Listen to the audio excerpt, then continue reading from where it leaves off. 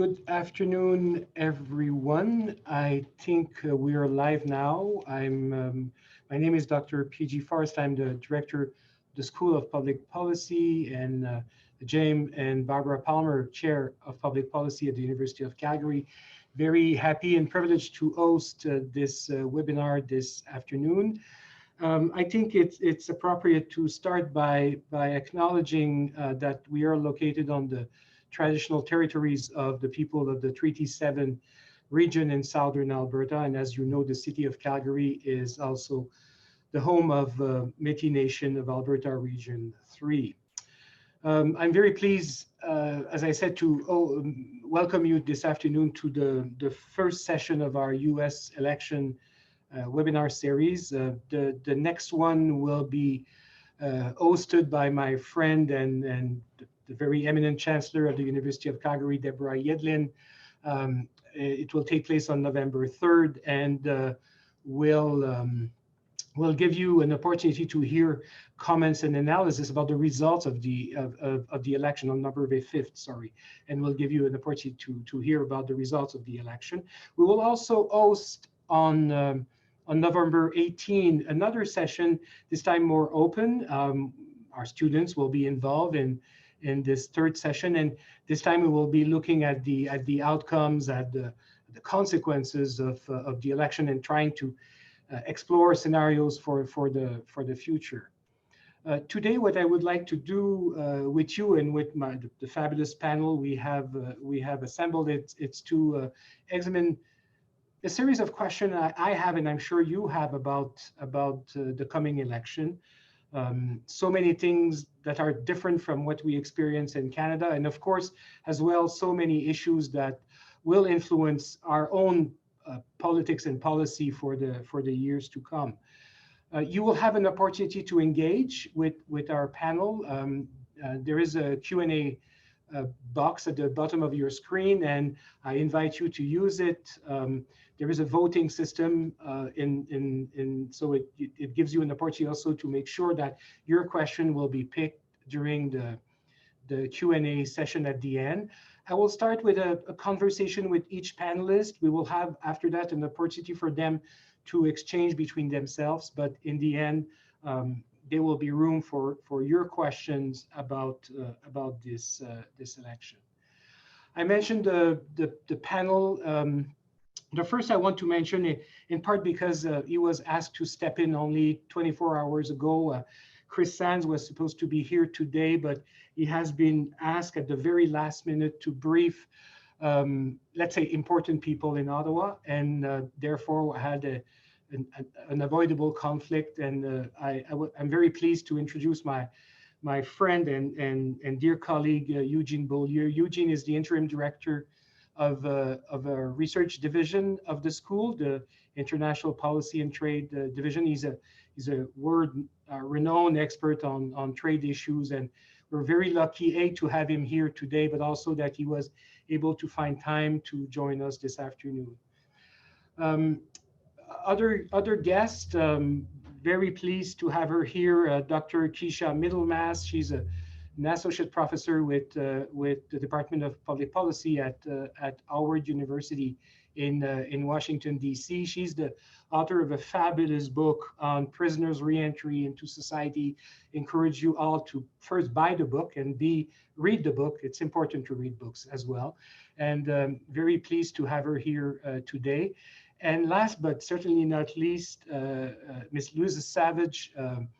She's the executive director of the editorial initiatives with Politico. I'm sure you're all familiar with Politico, but you may not know that she's also the creator of Politico Pro Canada, and you will hear more and more about them in the near future. And I'm sure in this audience, many of you are familiar with the work she did about Keystone XL, and I'm sure therefore the name is very familiar to our Calgary audience. So thank you, first of all, to our panelists to be here today. Thank you for you to attend this webinar. As I said, I will start by a series of questions with each of the panelists, and then we will have an occasion to engage you later course of the broadcast. I think I would like to start with you, Keisha, because you know, your system, your electoral system is, I think, a constant puzzle for Canadians. It's a constant puzzle for the world, but it's clearly a constant puzzle for us. It is so different. As I mention all the time when I discuss, I do a lot of work with American colleagues, is you're an over-governed country. I'm always amazed to see that states that have the population of a mid-sized city in Canada have a bicameral system where we're happy with 20 councillors. And so, you know, first of all, you know, I think it will be important to get a sense of US election 101 to understand what exactly will happen on November 3rd in the United States.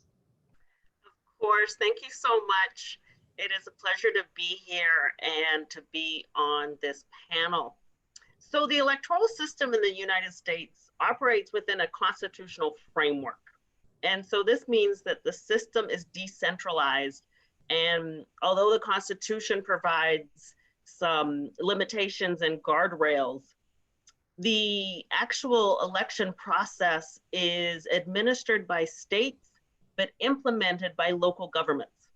So there are various levels of elections makes the process confusing. So national offices such as President, United States House, and United States Senate, there are constitutional rules, very clear rules that determine when elections are held, determine who's eligible for office, determine the when the elections take place. But all three offices, President, United States, and United States House, or United States House, United States Senate, excuse me, they all have different bodies or jurisdictions that they represent. So they represent different people simultaneously. They then represent different types of geography, and they also have different election cycles. United States House of Representatives every 2 years, United States Senate, a third of the 100 senators up for re-election every 2 years, and then of course the president every 4 years with term limits because of the 22nd constitutional amendment. If you would like, PG, I could go into the Electoral College, but I'm not sure if you want me to do the details. I think what is important from my perspective, you know, is so 435 representatives, you know, which are basically in the US in permanent election because of the 2 years cycle. Yes. 35 senators, which will have, and we will discuss that with Luisa later, a huge impact on future policies in the US. 13 governors that will be, I think, facing electors this time. This is huge. And then the state legislatures and the local offices that are on the ballot. And every state has a different set of rules. Every state has a different set of requirements. And when I say rules, I'm talking about registration rules, absentee ballot, mail-in voting, on the day voting. And so you've got lots of conflicting different types of rules, which can be really confusing because every jurisdiction is slightly, or every state is slightly different, and then every jurisdiction within that state is slightly different again. The thing that is, I think, very surprising from the perspective, again, of a Canadian is that if I get it right, there is no anything like Elections Canada. There is not a national commission looking at the fairness and the access issues, etc. That everything is therefore really much monitored at local level. Correct. So every state has a chief election officer, and that officer then is responsible for implementing elections. But what really happens is that the county level, the local level, collect, process, and count ballots, and they've got the authority to determine what is an eligible ballot or then to discard a ballot. And so this decentralized process means that there will literally be 52 separate systems operating simultaneously on November 3rd. So you've got the presidential and national offices. You've then got each state, 50 states, and then you've got the District of Columbia. And so there's so many different systems running at the same time that November 3rd will be interesting because it'll be who can process ballots, who can count ballots, and then the differentiation in terms of when those ballots will actually be reported based on state level statutes. Could you say a word about this controversy about mail ballots? Because it has been, of course, a major contention of President Trump that this will lead to fraud, and on the other hand, you have people saying the terrible thing is that we will not know who is the president before November 10th because of mail ballots. So what about those ballots? Right. So every state has some set of rules for absentee ballots. So absentee ballots are for those individuals that cannot show up on November 3rd and cast their ballot. However, COVID-19 has thrown that whole idea out of the window because people do not want to stand in lines, of course, and the social distancing and all those complications that are being implemented to protect people while they cast their ballot. So this idea of mail-in ballots, every state has a slightly different rule or law on when you can request a mail-in ballot. And every state then has some rule about when the ballot must arrive, and then how long after November 3rd that ballot can be counted. So for instance, Pennsylvania, a competitive battleground state, which Trump in 2016 carried by less than 1%, ballots have to be postmarked by November 3rd. But the current law means that ballots can be received until November 6th. And I just give that one example to show that you really do, as an individual voter, must understand the rules and not have your ballot then discarded because of some arcane rule or some rule that was not properly publicized can literally lead to the discounting of otherwise legitimate ballots. Maybe a last question for this round, because it's a nice segue into the question of voting rights and voter suppression. We have heard about massive efforts to, deny access to voting on certain part of the population. So is this a real threat at this time? You know what? Voter fraud is not a threat, but there are so many laws passed and political rhetoric used to incense people, but also to get them thinking like, oh my goodness, the elections are corrupt. So we got to pass all these new laws.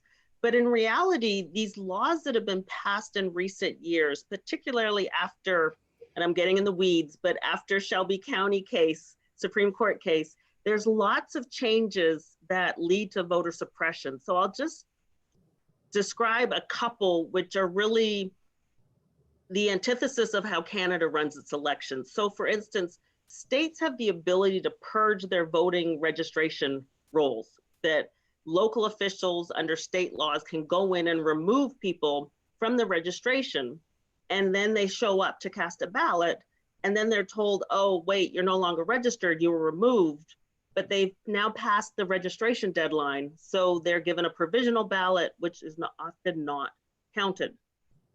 As you mentioned at the start, thank you very much, that I look at prisoner reentry, and part of reentering is being able to cast a ballot in the United States. And I know Canada allows its currently incarcerated population to vote, where in the United States, even if you're sitting in jail and have not been convicted, the United States does not allow individuals to vote in jails or in prisons, except for 2 states, Maine and Vermont. But the whole idea is there's laws passed, and Florida's been going through this constant institutional struggle between the legislature and the courts and then the people about allowing those that have been incarcerated and are now living in the community, if they're allowed to vote. And those are just two examples, the voting related to incarceration and purging voting rolls. But there are a number of other ways that you can suppress the vote, such as limiting the time to vote, limiting the number of polling stations, limiting the number of places you can drop off your mail-in ballot, and it goes on, and it all depends then on the state. I will move to thank you, Keisha. I will move to Luisa now. Luisa, one of the things we also try to understand, so we have a good sense now how the system is working, but I think what we're interested is better understanding what is at stake in this particular election. We very evidently have heard about the pandemic. We are conscious of the struggle in terms of economic outcomes at this moment in the US, again, in part related to COVID. We have heard a little bit about the struggle around institutions, but I would get to have your sense of, what is the most important issue for this election, other than, of course, the choice between Trump and Biden? Other than that little thing. Yeah. Thank you, PG. And I'm just so pleased to be with you at the University of Calgary. PG didn't mention, but I grew up in Calgary from age 4 to 14. I love Calgary, and I just wish so much that we were doing this in person so I could be there in that fantastic city. Before I came to Politico, I spent 10 years as the Washington correspondent for Maclean's magazine. So in that capacity, I had a lot of time to cover presidential elections here in the US through the lens of Canada. So I do continue to look at a lot of things through the Canadian lens. So when you ask what is at stake, I think the easiest answer is everything. But if we want to narrow it down, there is a set of issues around presidential norms and institutional norms, rule of law, that sort of thing that has been really challenged under the current administration. And that's sort of one bucket of issues. Obviously, the other bucket is policy, and I think that since we're at a policy school, we can focus on that. So obviously, off the top, COVID response. We've seen this administration take a more hands-off response in certain respects than, say, Canada has, leaving a lot of decisions to states. And one would imagine that the Biden administration would take a more hands-on response there. And of course, the economic policy response, how to get the economic recovery moving forward, will look very different under those two administrations. Under Trump, he'll be looking for more tax cuts, and that's something that Canada's always looking at through a competitiveness lens. Biden has already said he would roll back the Trump tax cuts for highest income earners and part of the corporate tax cut. And if you remember, when Trump did those tax cuts, Canada made some of its own tax adjustments, and we're under pressure to do even more. And Biden has said he would raise the capital gains tax. Another big area, obviously, of interest to Canada is energy and climate. Biden has made a lot of promises around bringing the United States back into the Paris Accord and really taking a bigger leadership role on the world stage to press other countries to do more to cut emissions. Biden has promised net zero emissions by 2050. He wants to make huge investments in R&D and the deployment of clean energy, and he wants to legislate. And he's also pro-nuclear energy. He wants to end offshore drilling on federal land. He's in favor of a carbon tax. He wants to order executive orders on methane limits. He wants tougher fuel economy standards. So I think there's a big agenda there under Biden, potentially, depending if he has the ability to legislate, and we can get to that in a minute. On trade, I think that's a mixed bag. I think a lot of countries are looking to a change of administration to end this sort of confrontational approach that Trump has had on trade, and Biden has said he would seek to bring the United States into the CPTPP. On the other hand, I think there are aspects of the Trump trade agenda that might outlive him, particularly around China. I'm not sure that just Biden coming into office would necessarily roll back all the tariffs. There are going to be people who will want to keep them in place. There are, despite Trump sort of being the poster boy for this US-China trade war, certain senior Democrats in Congress, and notably Nancy Pelosi and Chuck Schumer, so the Speaker in the House and the Minority Leader in the Senate, are very hawkish on China, very unhappy with a lot of the policies pursued in Beijing, from intellectual property transfer to human rights and you know, a lot of the state subsidies and all of that. So I think I'm not sure that this is just going to be a sudden about face on China. Perhaps the opposite. Obviously, healthcare will be a huge issue for Joe Biden, figuring out how to strengthen the Affordable Care Act.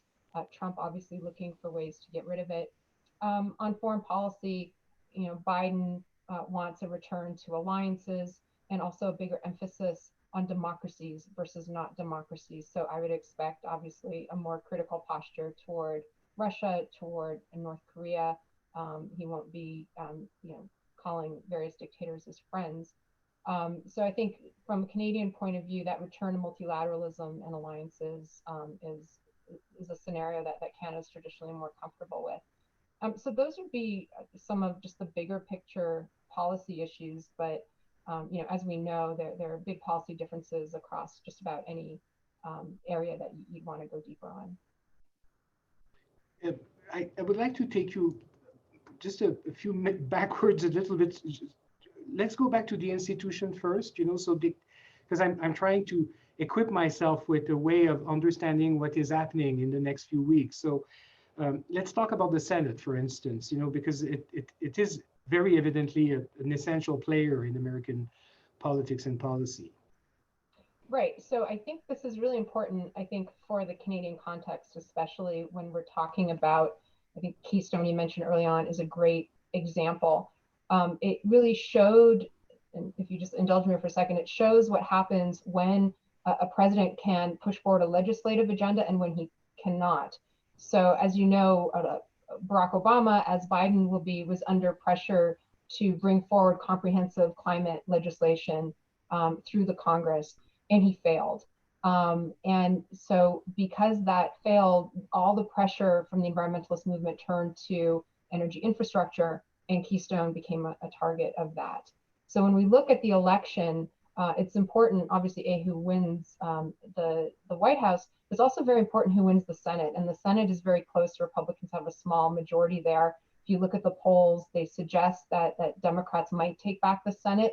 And the question is by how much? Because that will make the difference between Joe Biden being able to actually put forward a legislative agenda and get it through, or have it blocked every step of the way. And if it's blocked, then he needs to fall back on his executive authorities and his executive powers. And that's where you get into things like permits for a pipeline versus legislating actual climate reduction, you know, policy. So the US Senate, it's not just a clear majority rule institution. It has a filibuster, which means that you can block legislation even if it has more than 50 votes in favor, because you require 60 votes to move forward to a vote.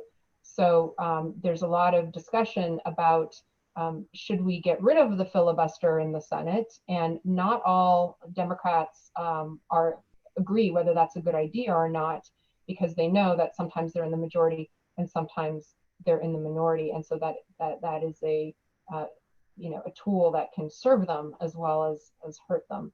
So I would say on election night, you know, as we look across the polls right now, obviously Joe Biden is in the lead. It's looking pretty good for him. But the big question for me is what happens to the Senate, and that's really going to shape what the next few years look like. Thank you so much, Eugene. Luisa just mentioned this question of the trade agenda, and of course a major issue for Canada is American protectionism. So, what is your take on what we should be looking at? Well, thank you, and thank you for inviting me. It's a pleasure to be here. I mean, I think the big thing, there's two parts that I'd just like to highlight. And one is really a US move towards what my supervisor at Columbia University, Jagdish Bhagwati, called in the 1990s, aggressive unilateralism. So in the 1990s, the US really went aggressively and went out on its own and really was protectionist. And at that time, they were concerned about the emergence of Japan. So they were really going after Japan. It's different this time, but the idea of this aggressive unilateralism, that's certainly been the approach over the past 4 years. So, as we know, Canada's so reliant on trade, and in particular reliant on trade with the US. So this aggressive unilateralism is really affecting Canada, and something we need to be concerned about. And another aspect of the trade policy we've been witnessing under the Trump administration is we have the protectionism. We have two forms: one against allies and good trading partners like Canada, and the other, as Louisa mentioned, is against China. And those are, I would say, very different forms of protectionism, or at least different goals and objectives, and they impact Canada differently. But all of this protectionism, all of this aggressive unilateralism has led to tremendous trade policy uncertainty. And there's a lot of evidence that not only is the trade wars and the protectionism affecting trade and economies, but also this trade policy uncertainty. We really don't know what the Trump administration is going to do from day to day, and that's creating major problems for trade and investment globally. One of the question, of course, is that, and again, this is something Louisa just mentioned, but the Trump administration disengaged from a lot of international organizations, doesn't seem to be very willing to re-enter into negotiation with other countries. So again, what are you saying will it be different if Biden is elected? Well, that's a great question. And again, that's why I mentioned that protectionism against China is very different than protectionism against Canada and Europe, for example. And Louisa made a really good point that is important to highlight, and that is that the protectionism against China is based on longstanding concerns and real issues that this is not a partisan issue. This is, I think Americans and actually the world is concerned about China's behavior. And so it really is the US stepping up. And in the case of the Trump administration, really stepping up and going after China. So I don't think, I think there will be one major change with respect to China if Biden were elected, and that would be, he's proposed a more coordinated approach. And Louisa also mentioned the Trans-Pacific Partnership, which is now called the CPTPP. But the Trans-Pacific Partnership was primarily a geopolitical trade agreement that the Obama administration pushed and really they got a great deal. They got what America wanted. They put together this deal, and it wasn't just a good trade deal, and it didn't just update and improve provisions in NAFTA, but it was also a geopolitical move to actually put pressure on China to start behaving and following rules. So I'm not sure if Biden's going to go back to that, but it's certainly something that his administration brought in. But he has promised to be more have a more coordinated approach with allies, and I think that'll be more effective in dealing with China.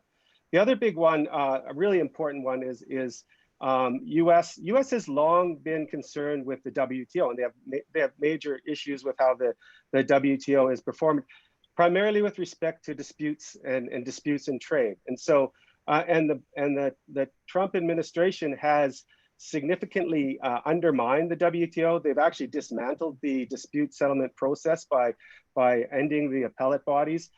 So the Trump administration has gone extreme on that front.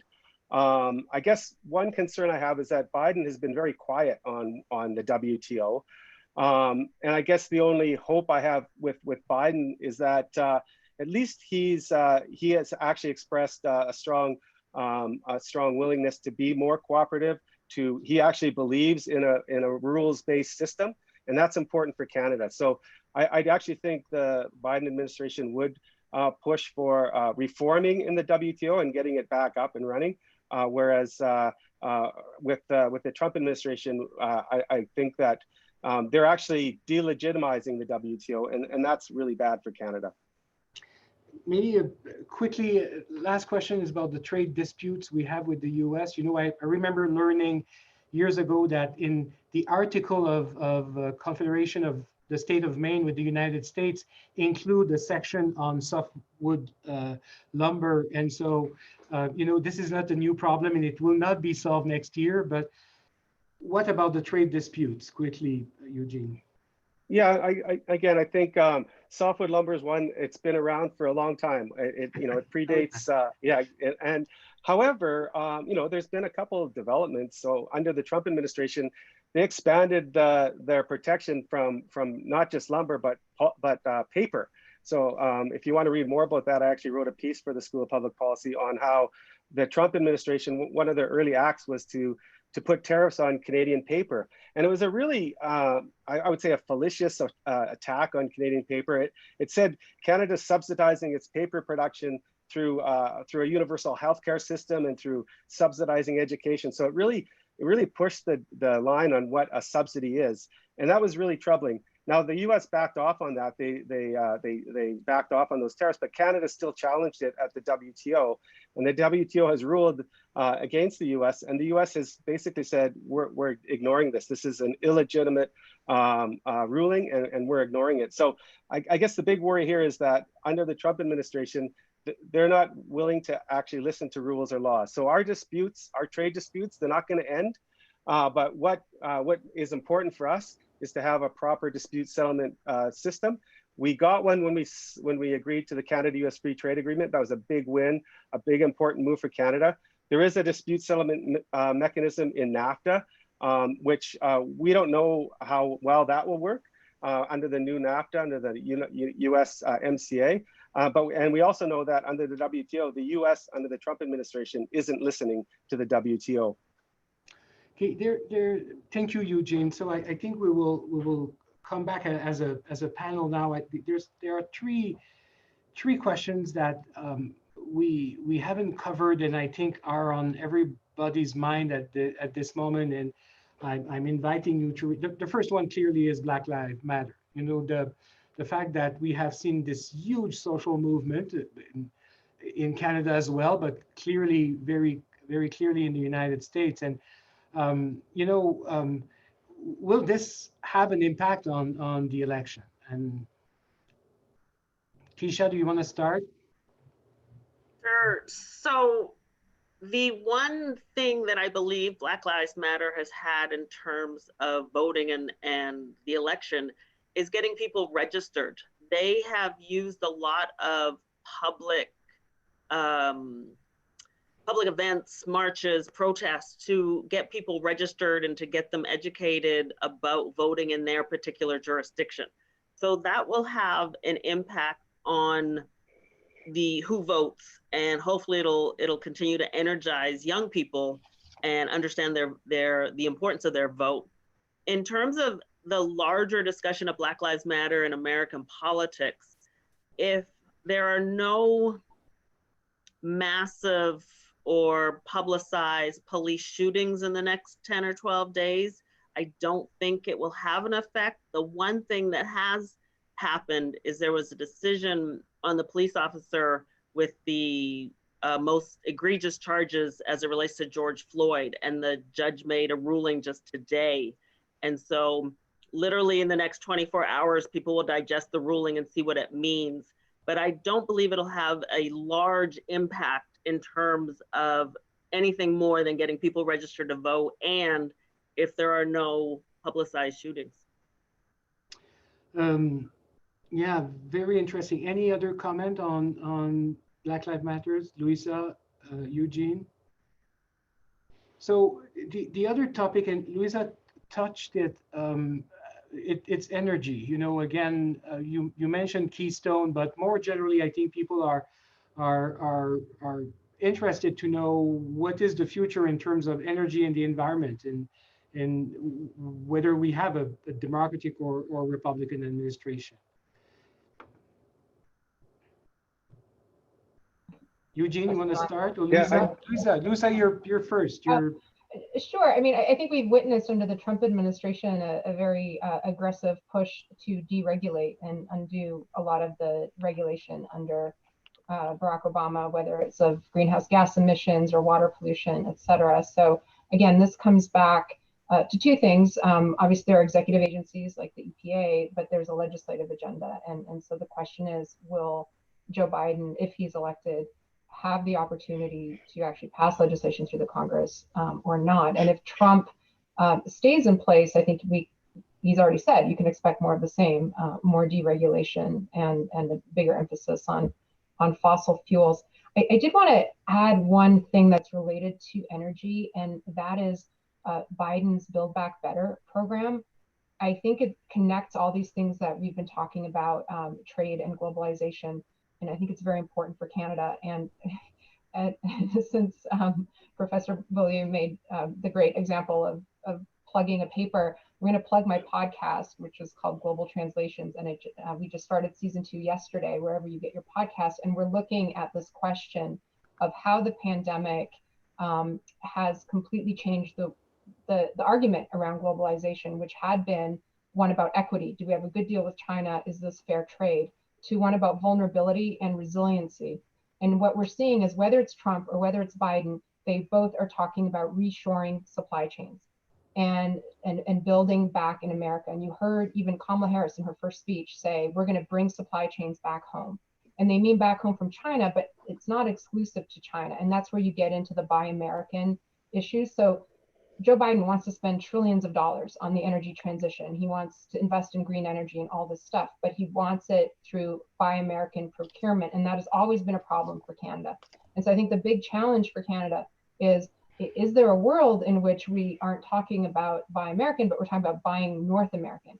And I think USMCA was not divorced from China. It was about trying to move some supply chains from China to Mexico and to Canada. So there is sort of a foundation to build on there, but you don't hear that really being talked about. And I think whether it's Trump, who's going to keep trying to use things like the Defense Production Act and other tools at his disposal to bring production back to the United States, or whether it's Joe Biden, who's going to go out there and seek to do a huge stimulus spending plan focused in large part on energy, both of those things are going to be a challenge for Canada to figure out how are Canadian manufacturers included in those supply chains, and how are Canadian businesses staying connected to that, we could call it loosely industrial policy. And I really been getting into this for the podcast. It's fascinating to me that this was a dirty word for so many years in the United States under both parties.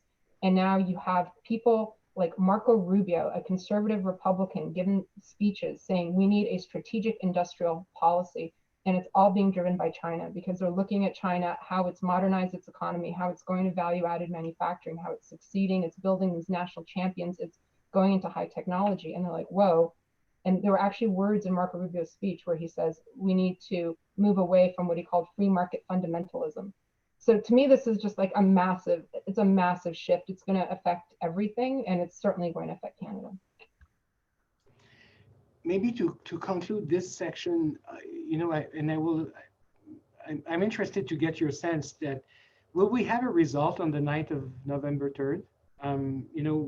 We're talking as this was a simple and straightforward, but I'm hearing and reading a lot of people saying nothing could and will be decided that easily. And so are you expecting seeing a result on November 3rd, a clear result and a way forward on the next morning?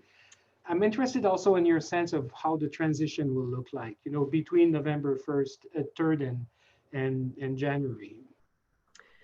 Right. So because of the processing rules, so opening up mail-in ballots and just the fact of the envelopes have to be open, the voter has to be verified on rolls, then they will be processed through machines and have to be counted.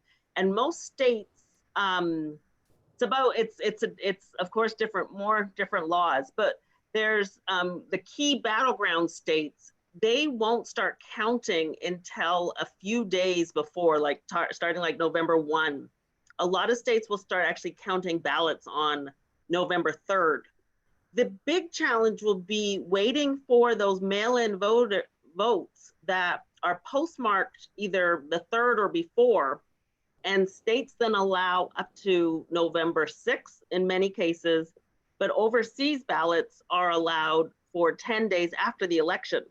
So because of COVID-19, because of the increase in the number of ballots that are being mailed in, I believe there's actually going to be a delay in the vote count. So a lot of media will use, 100% reporting for precincts. or 89% of the precincts from this state are reporting. And that will be true at the moment in time, but we also have to know that any voter from that particular voting precinct who mailed in their ballot is not in the count. And so the count is going to continually be updated and refreshed, I believe, for at least 24 hours after November 3rd. So into November 4th or 5th, we'll have a very declarative statement as to who the president is. And because the polls and the outcome of 2016 were problematic, or at least they didn't match, I believe the media is also going to be very conservative in how they call the 4 or 5 really key battleground states. This is why we organize our next event on November 5th, instead of doing that on the night of November 3rd, of course. Yeah, so anyone on this, Luisa, Eugene, in terms of results on the day of the election? Yeah, I would just say, I work at a political news organization, and we are preparing for scenarios that include a blowout on election night, to scenarios that we don't know the winner for weeks, if not months, because you can imagine scenarios where it comes down to a close vote in some county that's delayed. Maybe there are irregularities. Maybe, Trump has kind of laid the groundwork by saying he doesn't trust the system. So maybe there's litigation. Like, you could imagine scenarios where this really draws out for some amount of time. And the other question is, are there partisan differences between the people who are voting on election day versus the people who are voting via mail-in ballots that are being counted later? So you can imagine a scenario where the vote count is rising quickly for Trump, but they haven't counted the mail-in ballots, which might be more likely to be Democrats who perhaps wanted not to go in person to the voting booth, because as we know, there are partisan differences with how people perceive the risks of this pandemic. On the other hand, some states have had early voting already. So, where I live, we've been voting for a long time. So I think we're just waiting to see what happens. In our newsroom, we've said we're going to be super conservative. We have a whole process on how we're going to call these races. That's going to take into account a lot of information. We're going to be patient because this is an unusual situation. Plus, there's the question around, behavior in the polling places, the potential for voter intimidation, for conflict. We're already hearing stories of that.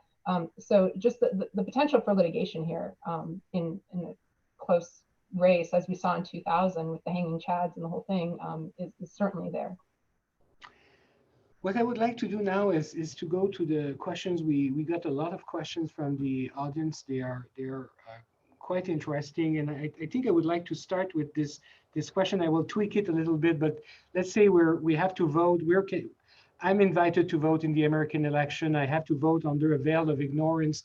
I don't know the particular style of Biden or Trump, and I just have to vote on the basis of policies. Where is the interest of Canada? Where is the bucket of policies that's the more beneficial to Canada, on the Republican or the Democratic side?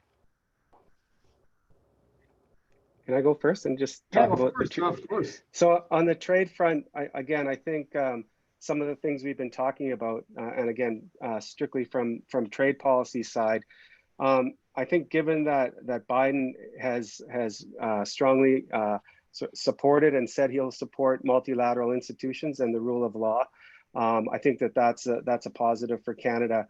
I also think that if he can, I think he will for sure reduce the uncertainty around trade policy. So instead of tremendous movements and threats and again, some of this could be negotiating strategies, but it wasn't very effective in the NAFTA negotiations. And I think the uncertainty that it created is very costly. So just on the trade front, the support for multinationals, I think going with a more coordinated approach towards China, and also I think really moving away from this aggressive unilateralism towards a more rules-based system, I think I would go with Biden.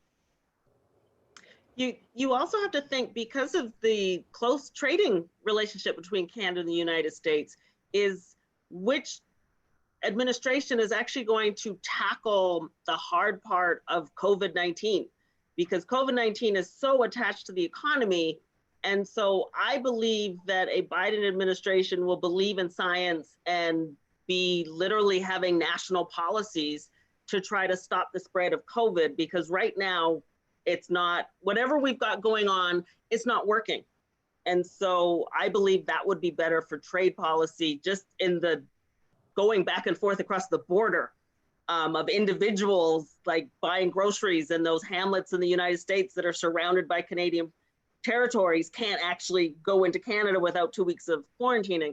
So I think just the Biden administration will try to bring COVID rates down. Louisa, I need to know how you will cast your ballot if you have to cast it under a veil of ignorance, of course. I'm a journalist, so I'm not gonna say. I guess there's two, analytical points I could make about this. One is, if you took away COVID and you took away, say, Trump's tweets, and you just looked at how the economy was doing, and whether you want to give that credit to Obama or to Trump, whatever it was, the economy was doing really well, which is a really good thing for Canada. And so one thing to be cautious about is, whether if Biden is elected, can he keep the economy recovering and going forward? That might not be completely within his control. I mean, we've been watching right now Congress, flailing to pass more legislation to help support people in this economic crisis, and they haven't been able to come to an agreement between the House and the Senate. So again, this is my point, is it's a very different situation if you have Trump and a Democratic House and a Republican Senate, as we do now, or Biden and a Republican Senate. Like, it's the gridlock in part that is going to create a very different scenario than if you have actually control of the legislative branch and can actually pass some of this legislation. Because if you're just talking about it, but you're getting stuck, it doesn't necessarily help. So I think, the U.S. response to COVID could be a lot better. And if Biden is elected, he has said he would make that a big focus. And that's important to Canada. It's important to Canada to get to a point where the border reopens and regular, commerce commerce has been going, but it's still not the same as it was before. So I don't want to get into sort of like partisan views, but I do think it matters whether the next president actually can pass anything through Congress or not. Very interesting. One question I found intriguing, because we have not covered that either, and it's clearly on people's mind a lot. And it's immigration. Immigration is very important for Canada. Immigration between Canada and the U.S. and the management of that border from that viewpoint is an essential question. It has been top of the news in Canada for a year, at the time where we were seeing refugees crossing the border at different points along from Quebec to BC. And of course, the tragedies we have been seeing happening at the Mexican border. So again, how this will evolve in the depending again on the result of the election.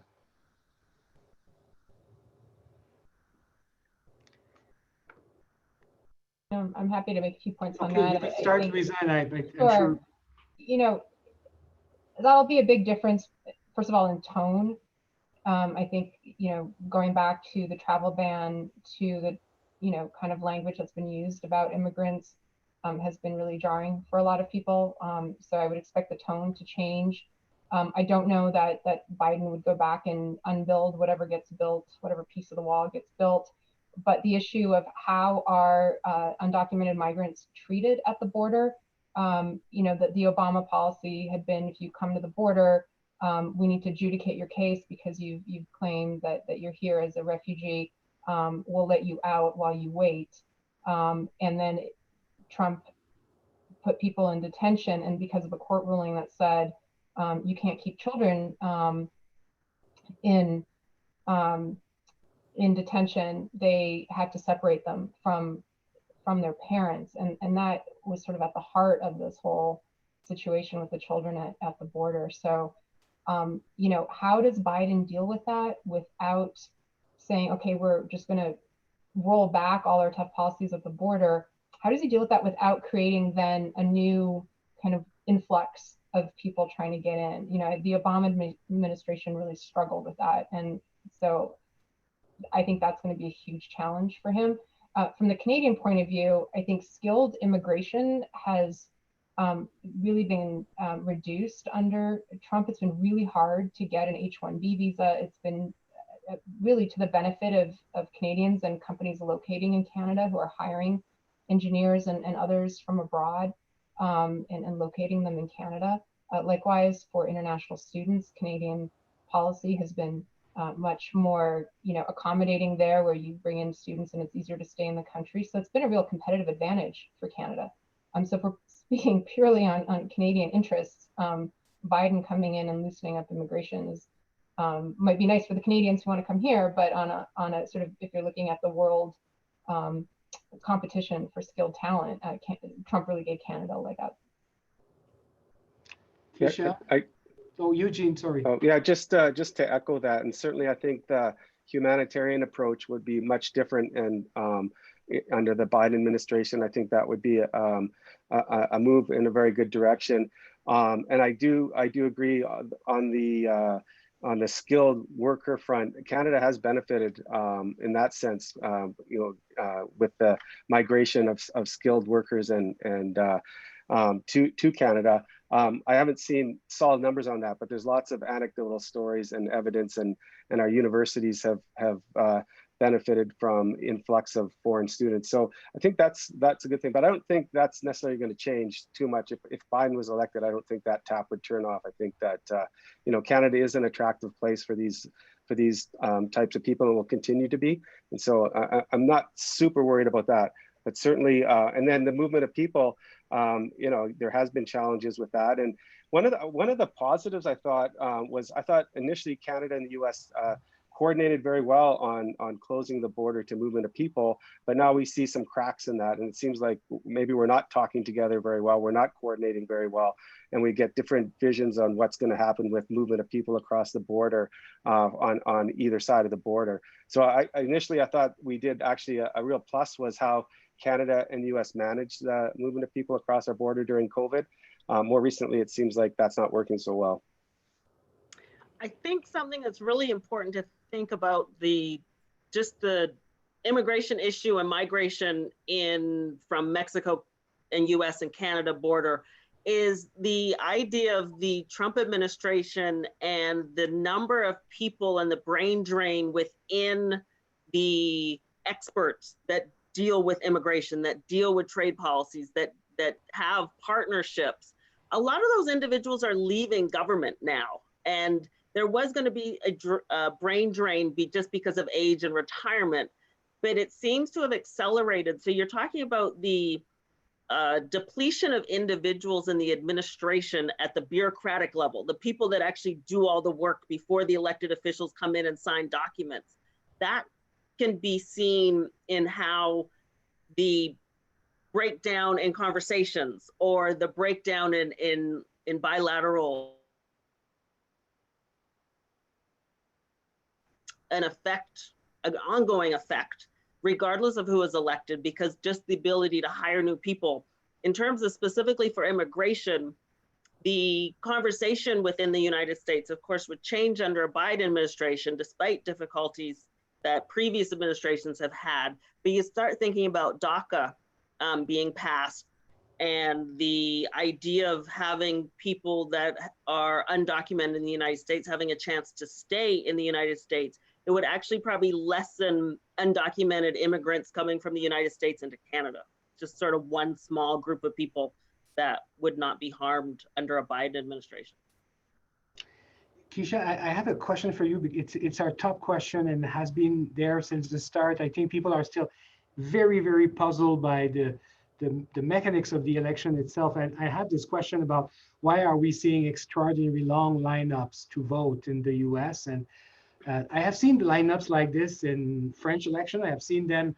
I voted twice in Quebec referendum. So for me, it's not a shock, but visibly it's for many people in Canada, they haven't ever seen something like this. So the long lineups, and particularly if the questioner is referring to the media on the first day of early voting in many states, just take Atlanta for an example. There were some people waiting 8, 10, or 12 hours to vote on the first day of early voting. So when individuals go for early voting, they have to go to a particular polling station so that it lines up with the ballot for the people that are being elected for the jurisdiction. But oftentimes what elected officials have done, those state elected officials have either closed or limited the number of places people can vote, and or they've limited the number of hours that people can vote, which is a form of voter suppression, because anybody that's waiting in line and has to go to work has to leave that line. You also then couple these long lines with people not trusting the post office. So there's been some slowdowns by the United States Postal Office. Some people argue that it's political. Some people argue it's just the timing of taking out certain machines. But either way, the post service has totally decreased in terms of time. And there are still individual anecdotal reports of people that requested their absentee ballot and have not received their absentee ballot by the mail. And these anecdotal messages then get blasted out on social media. So people are like, well, I can't trust the mail, so I'll go stand in line. And election officials in certain jurisdictions were not ready for this increase in the number of people, plus the COVID restrictions. So you can't let everybody into a polling place, is just sort of the manifestation of these lines. Thankfully, there's been some fixes to the machines and some investment and moving of machines to actually adequately address those that still want to vote in person. Okay, we are very close to the end, so I will ask you to answer 30 seconds or less. Luisa, what will you be looking at on November 3rd in priority? Well, 30 seconds or less. Well, obviously, as I mentioned, that to me that the Senate is the most important thing after the presidency. Really looking to see how these key swing states, whether this was just an aberration that they went toward Trump or not. And one thing I just like a closing thought that really intrigues me is another implication for Canada that's sort of bigger is what happens to American conservatism after this election?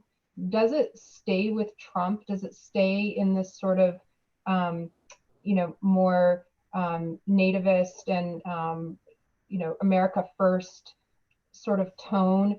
And does it stay more or less inclusive of whether it's, people of color or women, or does it go back to sort of what they were trying to do under previous leadership in terms of growing the tent? Because I think that actually has a big impact on Canadian politics. I'm always struck when I see American political slogans kind of being used in Canada. We have America first, now it's Canada first. Biden's talking about Build Back Better, Trudeau's talking about Build Back Better. So I'm just really intrigued to see, say Trump wins, is that a doubling down on Trumpism for the long term here, and does that influence Canada? Or if he loses, is that a wholesale rejection of Trumpism and the party turns away from him? And then that would also have potentially an impact on Canada. So I'm just fascinated to watch that. Thank you so much. Eugene, 30 seconds. Yeah, very quickly again, we don't know what Biden's going to do if he's elected. There's some, I guess, some room on the trade front in particular, focusing on that. Possibly a move back towards multilateralism, concerned that he hasn't said much about the WTO and what he'll do about the WTO. And the concerns that Americans have with how the WTO is operating isn't going away, aren't going away. So it's not clear that we'll get the rules-based system back in working order. But that's what I'm looking forward to see what happens with that. If Trump's elected, I don't think there's much hope for the WTO. Keisha? So post November 3rd, regardless of who wins the presidential election, I'd really like to see how the Republicans retool for 2024. What is their core beliefs? What is their core messages? And then does Trumpism translate into policies, or does a GOP reconfigure itself and think about the future? Thank you so very much. Fascinating panel, fascinating conversation. We will see you all on November 5th, this time with maybe, perhaps, an answer to these questions. Thank you all, and have a wonderful afternoon. Thank you. Thank you. So much. Take care.